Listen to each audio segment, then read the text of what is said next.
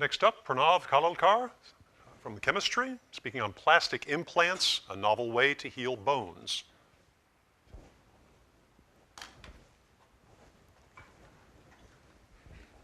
Do you know approximately 6 million people in the US suffer from bone defects every year?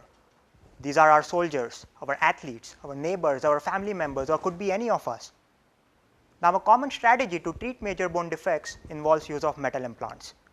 However, this strategy has several drawbacks, such as rejection of the implant by the patient's body or loosening and detachment of the implant from the insertion site. To overcome all these limitations, I work on developing plastic implants to regenerate broken bone. Now, I can imagine this idea might sound like science fiction, but believe me, it is a very viable strategy.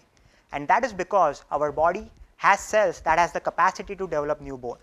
But because the gap between broken bone is very large in major bone injuries, these cells lack structural support to heal them. So the hypothesis of my research is that if we can fabricate an implant that would provide structural support to these cells, then by inserting that implant at the site of injury, we can facilitate natural bone healing to take place. Also, if this implant is designed out of a modified material that will dissolve out as the new bone is being formed, once the injury is healed, there won't be any foreign object left in the body. To design such an implant, we have chemically modified a special type of plastic which is compatible with our body and that can be degraded by our body.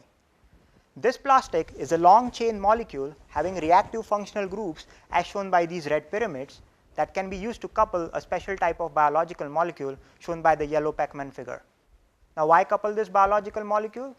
Well, this biological molecule has a strong affinity for the bone-making cells of the body. So by coupling these biological molecules onto the plastic, we provide a site of attachment for these cells onto the plastic. So you can imagine an implant fabricated out of such a modified material with these biological molecules in the interior would provide structural support to these cells to regenerate bone.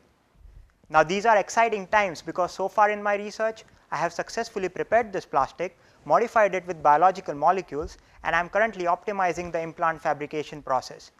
But that is not it. Along with that, I have prepared a family of such modified plastics that has applications beyond bone healing. For example, by coupling antimicrobial agents onto it, I have made an antimicrobial plastic that has applications in food packaging industry.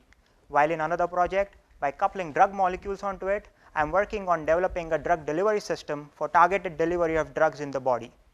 But most importantly, these modified plastics have better thermal properties that takes us one step closer to making global use of eco-friendly plastics a reality.